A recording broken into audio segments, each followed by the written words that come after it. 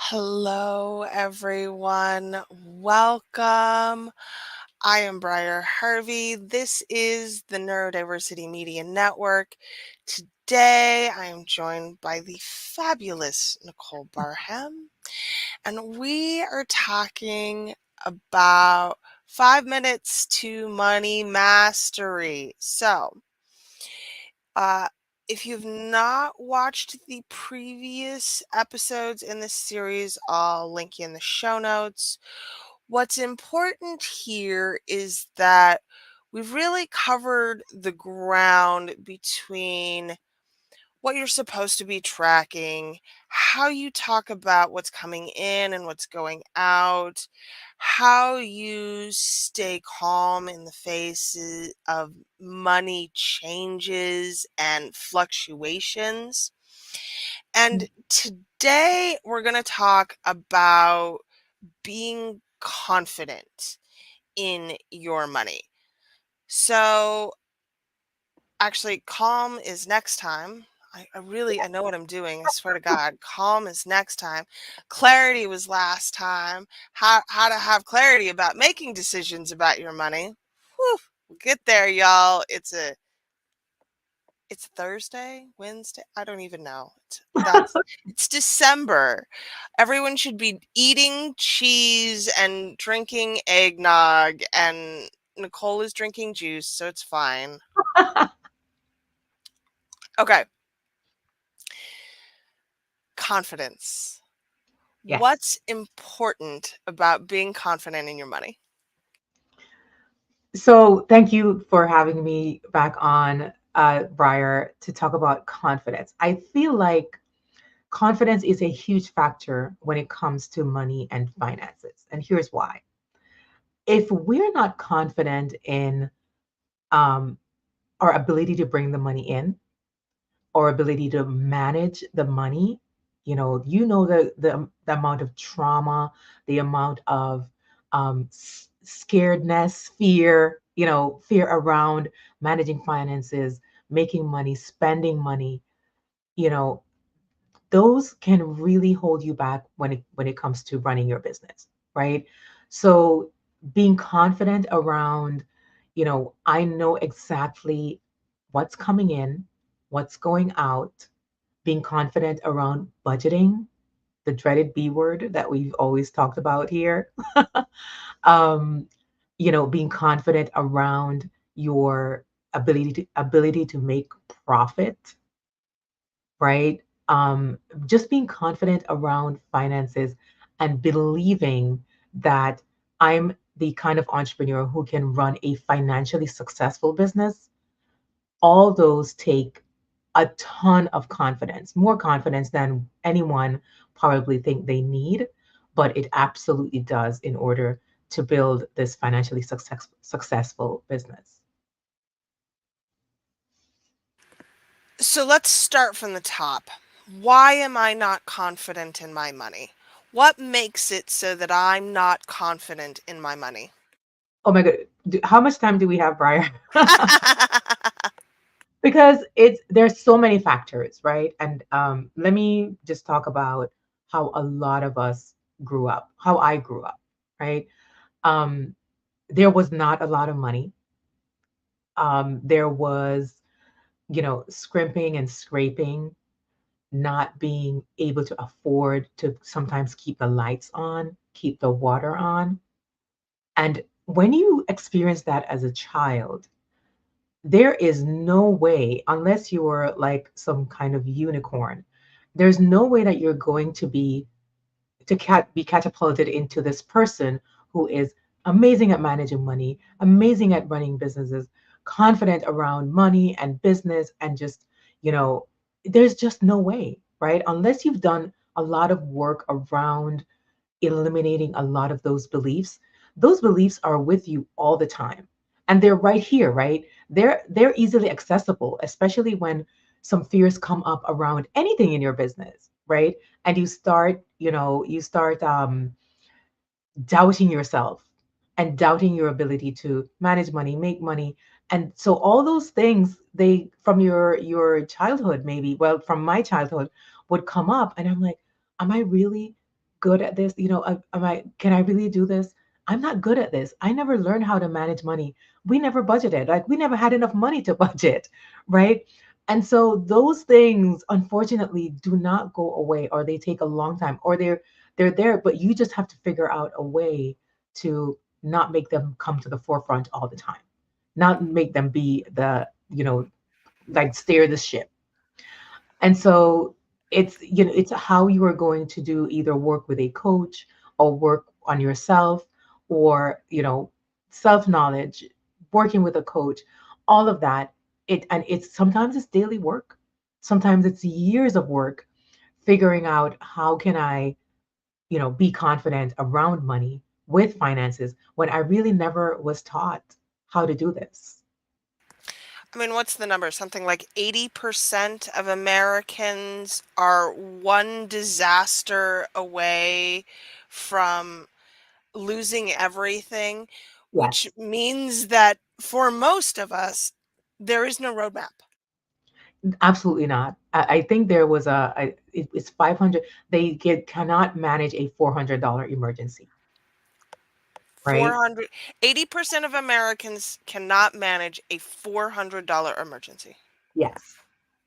And so there's your answer, right? Around, um, you know, being able to manage finances, right?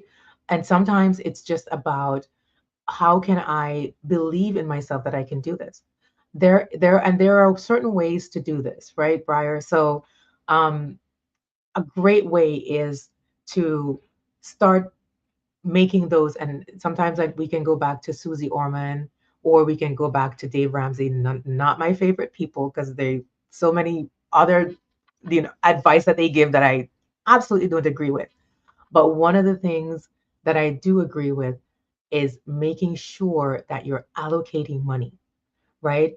I know sometimes we feel like, you know what, we are I'm okay with putting all of my income into one account, until we go to the account and it has like $500 balance when we thought it was $5,000, right? Happened to so many of us, me included, right? And so getting to the point where you're like, okay, every single paycheck that I get, and even when, whether it's, you're in business or not, every paycheck I get, I'm going to take money off the top and put it somewhere else, right? And that takes confidence, right? And it also builds confidence. So if you're saying to yourself, I want to make sure that every time I get paid, 10% goes here, 30% goes to, this pot, and 15%. So doing that, I promise you, it starts to build your confidence in, because it's a way of managing your money. It's not just budgeting that's managing money. It's also allocating, making sure that you're able to pay your bills, right? Making sure that you're being a good steward of your money, right? That builds confidence in your ability to manage your finances, to make money, and again, to run a financially successful business. For most people, if there is too much month at the end of the money, Yes, then the answer is always take some money off of the top when it's there and right. set it aside for later. Absolutely. And I know that somebody might look at this and say, you that's for when you have a surplus. And I promise you, you do not have to have a surplus, because a lot of times it's in reverse. So we spend the money because we can see it and we have it, right? But I promise you, if you don't have it, if you ain't got it, you won't spend it, right? And a way for you to kind of trick your mind into, you know, giving you like an accurate amount of, a number at the end of your bank balance, right? Because if you're running your business or you're running your life at the seat of your bank balance, whatever is in the bank is what you think you have to spend, right? So how about we kind of trick the mind into saying, oh, I have less money because I put away this money over here. And I promise you, I've been doing this for years.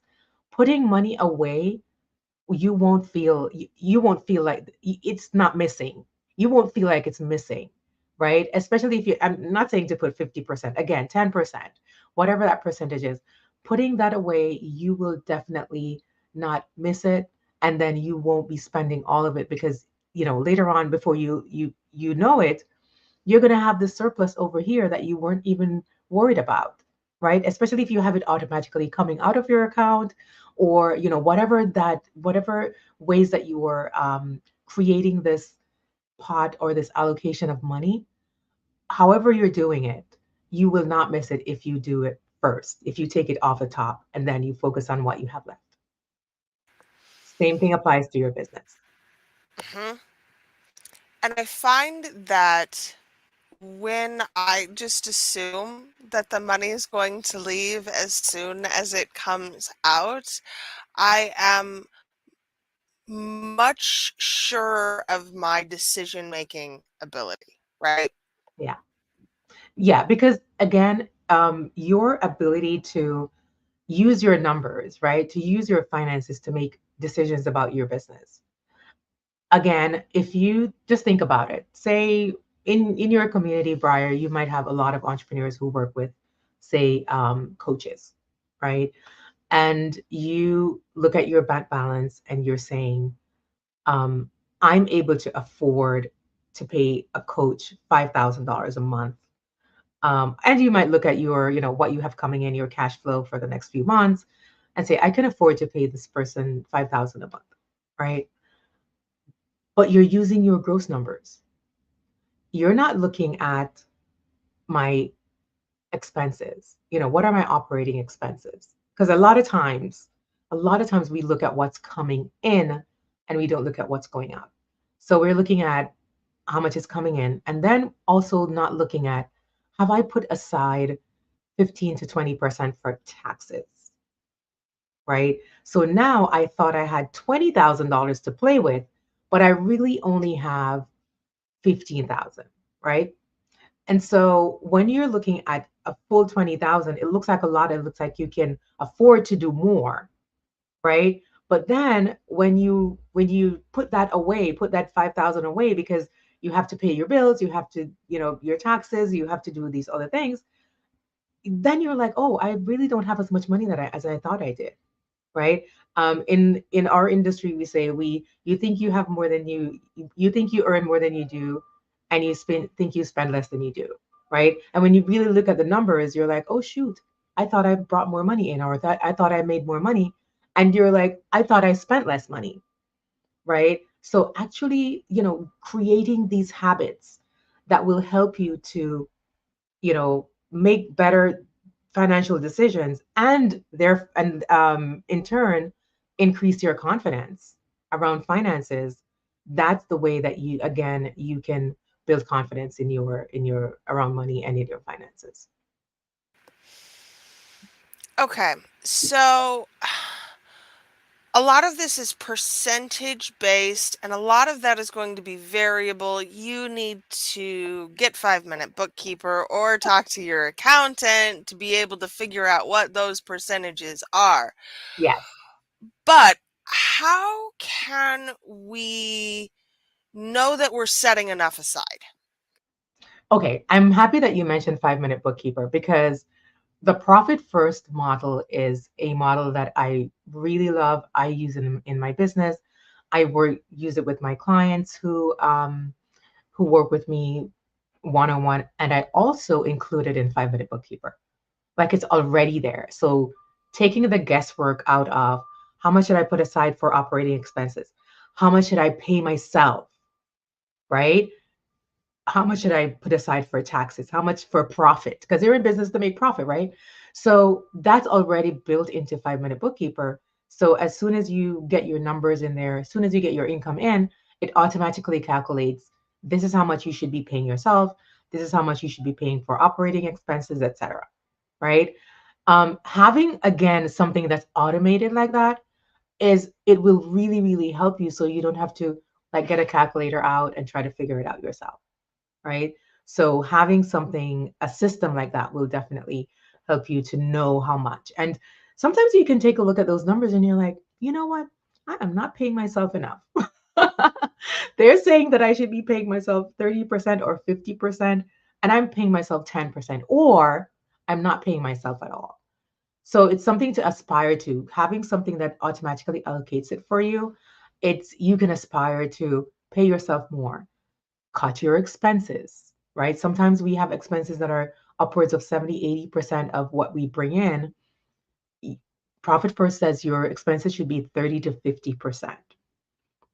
So if you're looking at your numbers and you're like, well, my expenses are not 50%, maybe there's a way that you can now confidently figure out how do I cut expenses, or maybe I need to bring more income in so I could lower the percentage of my expenses. So having something like that to guide you, I think is a great tool in order to kind of start that journey, especially if you're watching right now and you are thinking, I have none of that in place. I just, whatever comes in, I pay the bills and I'm trying to stay afloat here, Nicole, right? But you can start small. You don't have to, start implementing right away, but at least knowing the numbers and knowing what percentage should go where, it's a great first step.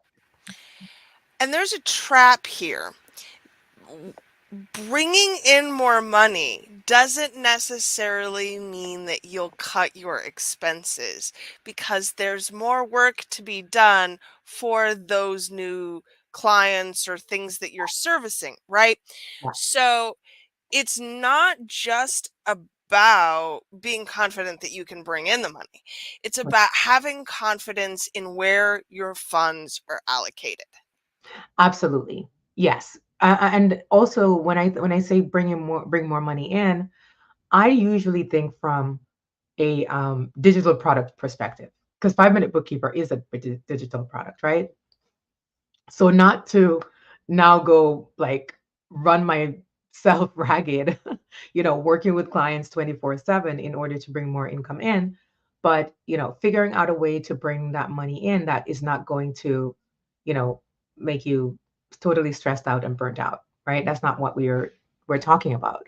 But, again, bringing more money in might not be the answer because it might mean more work, it might mean more expenses, right? So you as the business owner have to figure out, okay, what does that mean for me, for my business? Is it selling more of my digital product, giving a discount, adding another product onto my, you know what I mean? So you just have to make that decision. But in it really is better, I think, right? And as Briar was alluding to, that not you don't necessarily have to bring more money in, it's to how do you allocate what you already have? All right, so let's talk about that. Yeah. You use Profit First, and allocations vary by person and individual. How do I know that I'm making the right choices with my allocations? So it's absolutely up to you, right? You can use what's already there, or I've had clients who live in California. They're like 15% taxes. No, it's a lot more. It's closer to like 30%. So the great thing is that we are not just, we don't just sell you a product and be like, see ya. We will customize your system for you. And so if you say to me, Nicole, I would like to put my taxes up to 30% because I'm in a high tax state, or you can say, my expenses are more than 30%. I'd like it to be at 50, 60%. We can do that with you can plan it. And of course, you don't have to stay there. But for right now, maybe that's where you are and you want to see, okay, how will this shake out? I want to get to what you say. I want to get to the 30%. I want to get to paying myself more, all of that. But right now, this is how my allocations are. And we will help you to make that update. The point is to start doing something, to start building that habit of, you know, telling your money where to go, right? Managing your money, like not have your money what's that saying? The tail wagging the dog kind of thing. Like Right. you were, like you're like, oh, let me see what's happening with the money, and then I kind of conform to that. No, you're the one who's in charge. You're the one who's in control, and it might feel hard at first, but as you continue to do that, to build those habits, those take those baby steps. Another, what's his name? phrase, then you can start building, and before you know it, you'll get to where you want to be. So let's talk about that journey. Do you recommend like milestones, rewards? How do I, because Nicole, I'm neurodivergent. I have very short attention span. I need to know that this is actually going to pay dividends later, but Yes. I'm not later. I need to know now. So how how do I know that this is working for me? So you like you could build a reward system for yourself, right? And you were mentioning earlier about drinking eggnog and that I'm juicing. And this is my 70, I mentioned to you a 75th or 76th day of juicing, right? Drinking only juice. Incredible. It's the level of discipline that it's taken to do that. But I also have a goal, and the reward is less pain, right? So if you're at the point in your business where you're like, I am so ready, I'm so ready to get my finances organized, to pay myself. I've been in business 3 years, 5 years, 10 years, and I have not been paying myself consistently. I'm so ready to take my business to the next level. I'm so ready to build my confidence around my finances and feel like I'm really a CEO in control, right? Um, I'm just ready, right? There has to be a point when you've decided that it's time. And then what you can do, and what I've done for myself is these, 30 days of juicing. By the time I got to 30 days, I was rewarding myself. I think I bought myself like a top or something because, of course, my clothes started to fall off because I started to lose all this weight. And then 60 days, I did something else, right? Took a day, oh, went to the spa, like give yourself these rewards. And it is so important that you do that because you can find yourself just working, working, working. Again, as an entrepreneur, Briar, you know this, find yourself just working, working 24/7 and not rewarding yourself, right? And so I believe that we can set these milestones for ourselves, right? You can say to yourself, if I'm able to put aside 5% of every single dollar that comes into my business in, my for my profit, or if I can put aside 15% for my tax, whatever that is, if you can do that consistently for, say, a month, at the end of that month, reward yourself.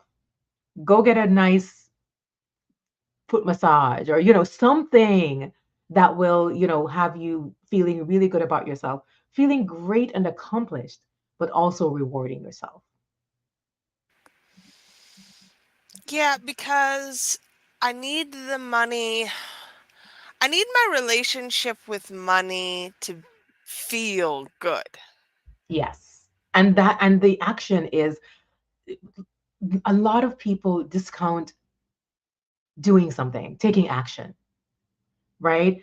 Don't discount taking action because it really is like, just think about, and I don't love to use weight loss as an analogy, or just to getting fitter. Say you want to get fit and you're like, okay, I want to walk 3,000 steps or 5,000 steps a day, right? Recommended is 10,000. I want to get to 5,000 steps.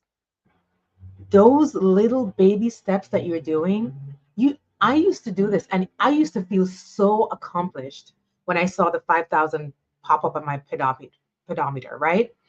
And so I'm it's the same way. Look at it the same way. Every single day when I get to this really small goal that I've set for myself, right?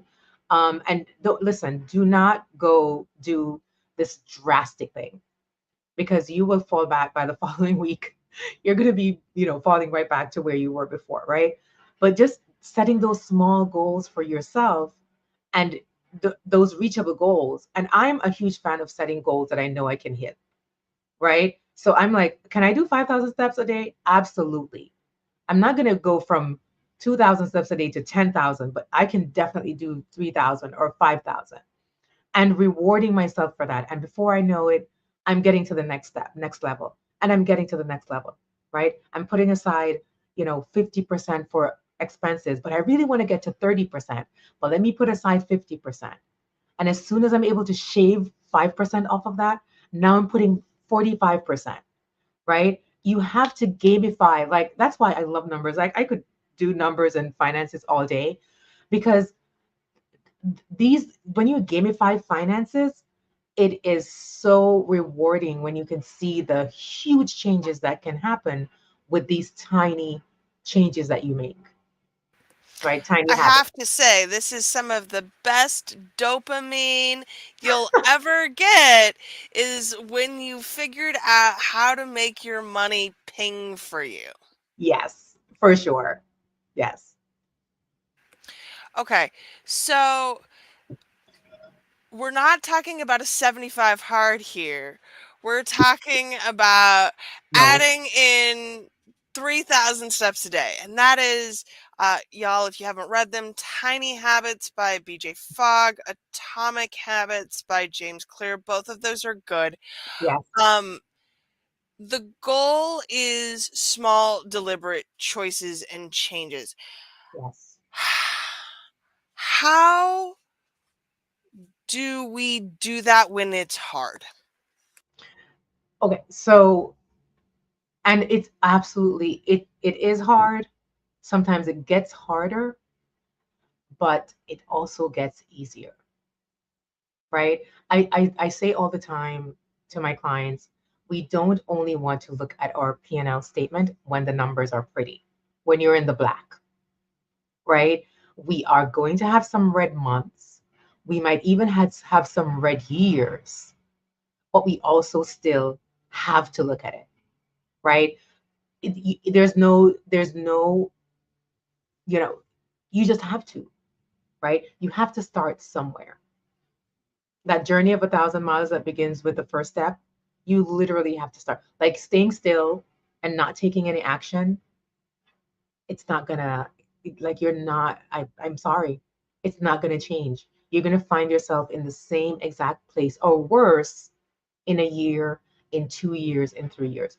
And so that's why I say all the time, you don't have to be making a profit to know what's happening with your numbers, right? How much are my expenses? My expenses are 75% of my income, and I'm in the red. Okay, let's shave that down to 70%. How are we going to do that?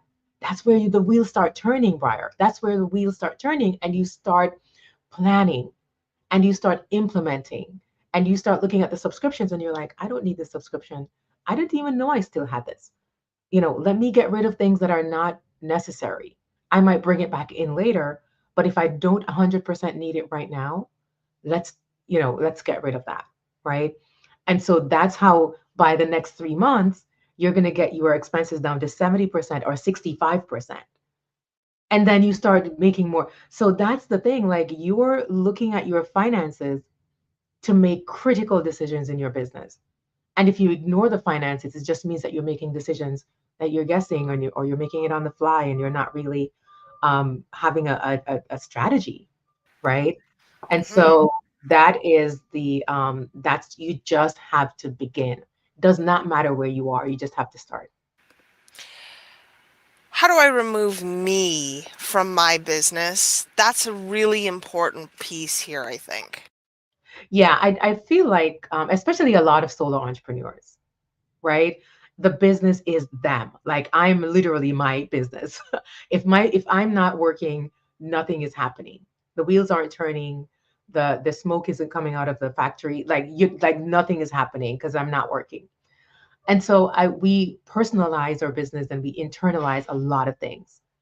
You know, every single failure is on our shoulders. Every single success is on our shoulders, right? And so, in order to remove yourself from that feeling of every single thing that happens in my business is my fault, right? Because we have a lot of that, right? We have the rewards and we have the gains, but we also have the blaming ourselves for everything that happens. and not giving ourselves grace for making mistakes, all of that, right? But when it comes to the business, again, to remove yourself, you have to start, creating this like this separate entity then, right? Look at your business as a separate entity. What's happening in the business, not me, not with me, not even my business. What's happening in the business? What decisions can we make for? Because the thing is, the next thing is where I'm thinking that you want to take this business to becoming a corporation, right? I have friends who will help you to work on your exit strategy. So I know this is your baby, but you have to treat it like a something that's separate from you, so that at some point you might want to sell, you might want to hand it over to somebody else to run it, whatever it is. So start thinking like that. Start thinking like a CEO with an exit strategy, right? And when you do that, your business does not now become this thing that is mine, my baby forever and ever. It's going to be, this is what will, help me to get to whatever the next level in my life is. This will help me to get to my next goal, my next financial goal. This will help me to take care of my family. This will, whatever that is, that's what you should think about your business as. And what you will start doing, I promise you this. I've done it. I've seen it happen so many times. You will now see your business as, again, you start gamifying it. You start looking at the finances. You start looking at, how can I create a strategy? How can I implement certain things so that I can take this business to the level that I would love for it to be, where I can remove myself. As much as I love working, Briar, I'm not planning to be doing this forever, right? No, I think I love one of the to- most important things I ever learned was if you are not building your business to sell it, you are a freelancer. Yeah, And oh boy, that hurt. Hurt a lot. Because there's nothing wrong with being a freelancer. absolutely not. And it's a perfectly viable strategy to earn money. And I'm not knocking on freelancing at all in any way. But if you own a business, then you are always leading to building something that you can sell to somebody else Yeah. later to run it. Absolutely. And the thing about being a freelancer as well, it's like it's like you're an employee and you do not have all this over, or whether you're not supposed to have all this overhead that a business has, right? And so and that is like, a contractor, almost like an employee, and not talking about people like that. Unless you have a business that you're running, wanting to grow to a certain level, wanting to exit the business at certain level or a certain point, then you have to start thinking of that business, begin with the end in mind, right? So you're thinking, okay, this is the future, 5, 10 years from now, this is what I would like. How can I start now creating, working on my business now, so that by the time I get to 5, 10 years from now, I'm where I this business does not depend on me anymore. I can exit, I can sell, I can do whatever it is that I want to do. So that's how you start the process, start thinking about it. And then what do I do now to get there later? And the alternative path here, if we're freelancing, is the goal should be to get your expenses as low as possible so Yes. that you are making all of the profits Yes. so that you have a greater percentage to set aside. Yes, absolutely. Because again, even as a freelancer, you at some point you're gonna not want to do all that work anymore, right? So whether you're retiring or you're outsourcing or whatever it is, making sure that you're having that allocation as well. Not because you're not building a business doesn't mean that you shouldn't be allocating and putting money away in certain accounts. You absolutely should be doing that as well. Yeah, it's just shaped a little bit differently. But part of this too, are there markers for success? So How do I know when I am saving correctly? Or what does it look like when I have put certain funds aside? What are those things? Okay, so if you're, putting funds aside, right? Let's say that you have a goal. A lot of it starts with a goal. So you say, I want to put aside, I want to make, excuse me, I want to make 15 to 30% profit in my business. Like my profit margin should be 30%. How would I get there? How much am I making now? And how much of that income is 30% or 15%, whatever that number is. Reverse engineer. I love to reverse engineer everything. My clients will tell you that if they come to me with a goal and I'm like, okay, this is the big number. All right, what do we do to get to that number? Right? What do we need to do to get to the 15%? 20, I make $20,000. 15% of $20,000 is 3,000. Is that what it is? Yeah, 3,000, right? Don't ask me to So, do math. Nicole, at any point in time, don't ask me to do math. okay, so 50 $3,000, and you say, okay, I want just my profit in my business to be $3,000. Between the profit and the income, it's $17,000, right? And I'm doing a lot of math today. Sorry, guys. So 17,000. And of that 17,000, how much am I paying myself? How much am I using for my operating expenses? How much am I putting aside for taxes? So again, starting that, getting those numbers together, I cannot stress this enough. I used to work in corporate and everything was about the numbers and the budget. And we went through spreadsheets and spreadsheets, just making sure that because if you don't do that, then you can literally run your department out of business. Like you can run out of money. And so, applying that in your business, whether you're making 2,000 a month, 20,000 or 200,000 a month, it's the same formula, right? And so that's why I teach, take some off the top, put some aside, allocate it, right? And this is how you build a financially successful business. And this is how you build confidence. Can you imagine somebody who's running a business and they know exactly what's happening with their numbers and they're able to make these quick decisions because they can they can actually move. They know the next move. They know what to do as opposed to being like just paralyzed and not being able to, you know, take any steps because you're not sure how it's going to affect your business, right? And I think that's the next question. When I am confident in my financial choices, what does that give me?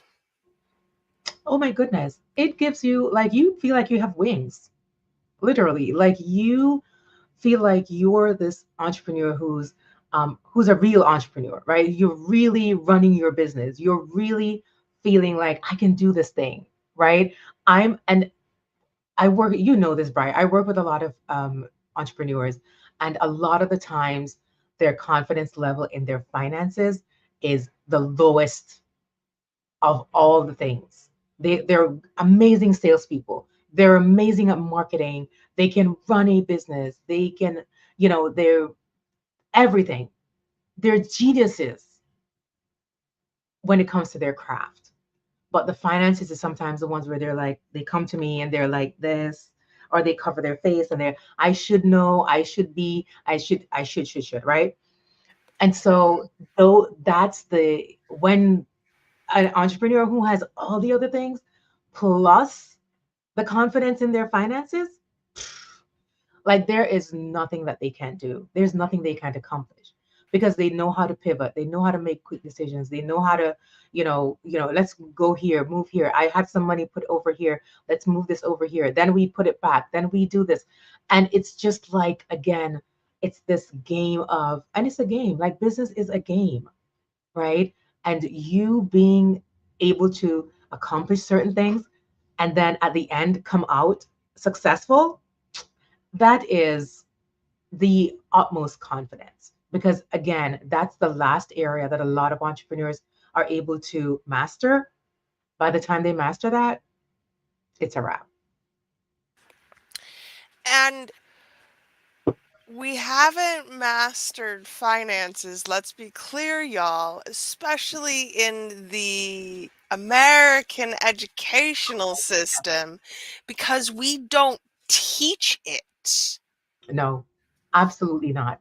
Absolutely not. Like there is no budgeting class. Something as simple as, how to create and maintain and use a budget to live your life. And I know that there's, this is controversial, right? Because there are a lot of people who are like, schools are not responsible for teaching about finances and budgeting and all, but they teach about investing. They tell you to buy stocks and they show you how to invest in properties, and there's a ton of other courses about how to invest money, spend money.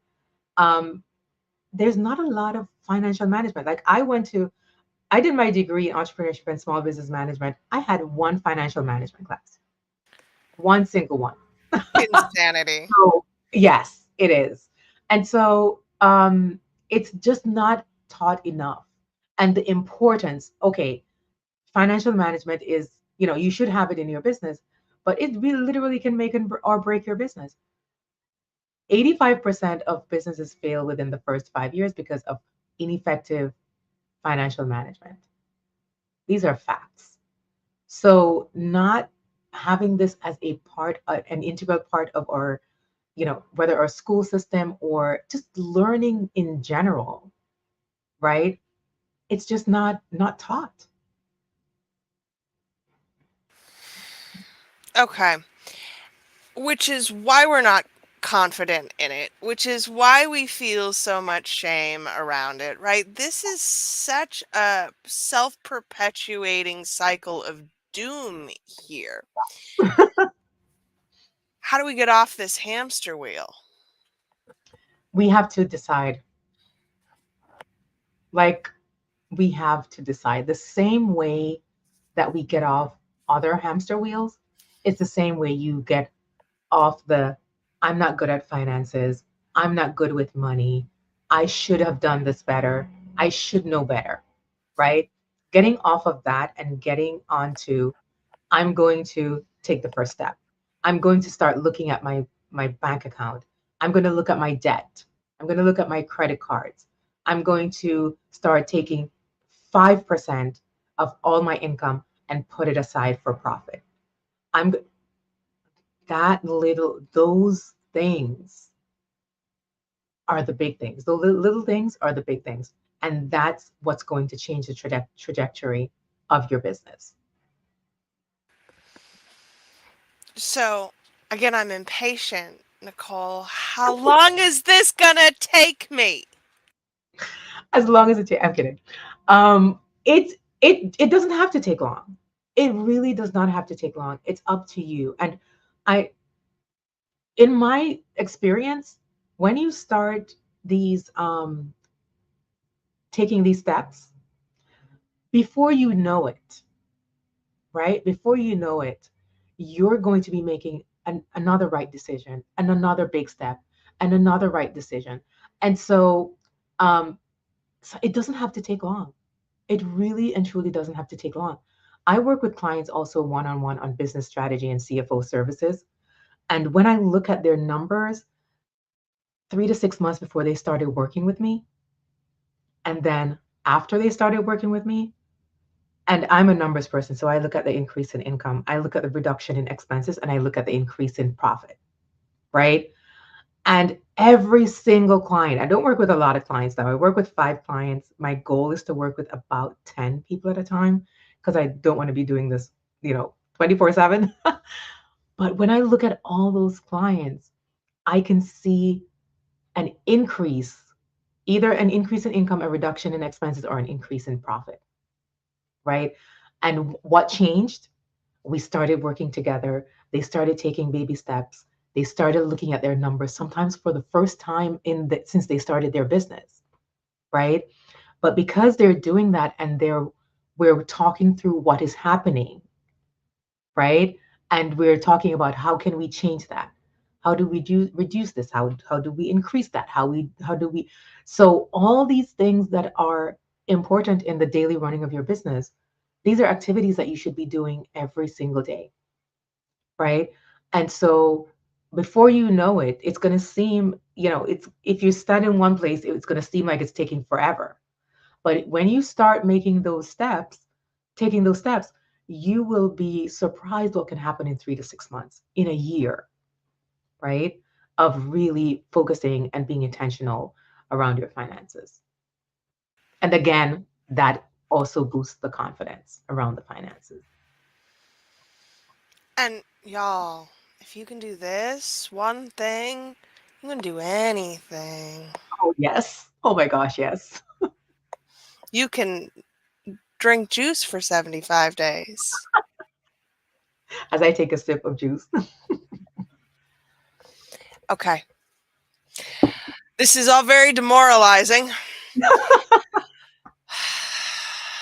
Let's lift him up a little bit. Yes. How can we start taking these small actions? Get us over the starting line. Yes. Because it listen, it can be quite overwhelming, very overwhelming, right? Especially if you're, somebody who, and, I talk about bookkeeping all the time, is the lifeblood of your business. You have no bookkeeping, you have no business, right? You have no money, you have no business. And so when you think about it, somebody can be watching this and they're like, yeah, Nicole, but I bought the system, I attached my bank to it, my bank account, and it's been pulling in stuff, but I don't know what to do. I go in there, I don't know how to categorize anything, I can't create chart of accounts. It's all, yeah, it's nice and well that you're talking about this and taking these baby steps, but when I go to make that first step, I'm stuck, I'm overwhelmed, I have no idea what to do, right? To that I will say, get a simpler system. You are not bound and tied and gagged to one single system. And this is literally why I created 5 Minute Bookkeeper. I wanted to change my finances, and I went into the system that I had bought, and I was completely confused.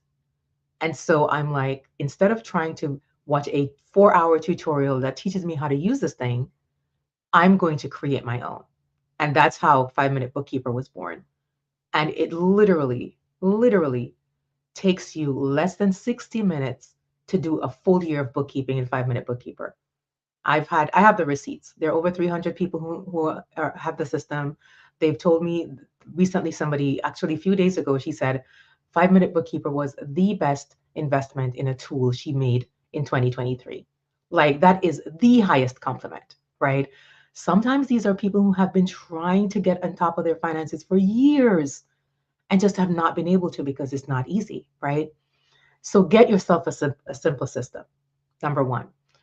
And number two, work with somebody. If you get to the point where you're like, I can't do this by myself, connect with a money coach, connect with a finance coach, connect with a strategist, somebody, a CFO, right? Connect with somebody who can help you to get over this, fear, or get over this overwhelm, or whatever is you're experiencing in your business. Get with somebody who can help you if you need that extra hand holding. But let me tell you, a lot of times, just getting a simpler system is a huge help and a huge step in that direction of becoming more confident around their finances. Yes. So, if we've sold you on 5 Minute Bookkeeper today, my affiliate link is briarharvey.com 5mbk. I'll link it in the show notes. But Nicole, you still have some availability. If they want to work with you personally and have you hold their hand, where do we go to do that? Absolutely. So You can follow me on all the things. I'm on Instagram at 5 Minute Bookkeeper, or you can connect with me on Facebook, Nicole Barham, Facebook /NA Barham. Or you can go directly to my website. My company is Design Your Wealth. So you can go to designyourwealth.net, and just book a call if you want to just like have a quick consult session, just to kind of chat everything finances, talk about your business, what your goals are, what you want to see change when it comes to your business finances. Then designyourwealth.net is a great way to connect with me as well. And I think, y'all, whether it's Nicole, whether it's someone else, what we're really advocating for is that you take those steps. Yes. Please, please do this for you. Do it because we told you to, but do this for you, because understanding and having confidence in your money is truly one of the most important things that you can do for your business and for yourself. Absolutely. Yes. Nicole, I appreciate you so much. Thank you so much for having me, Briar. I love having these conversations. They're some of my favorites. So, as we said, next time round, we're going to be talking about how to be calm in the face of unpredictable circumstances. And I think that's important when we're looking at managing long term. It's not always going to be smooth sailing. It's not always going to be next year, y'all, 2024. It's the year of the dragon. It's going to be something. Uh-oh. So, we'll talk about how to stay calm in the face of anything. All Yeah. right. We will see you next time. Thank y'all for being here and have an amazing day. Bye now.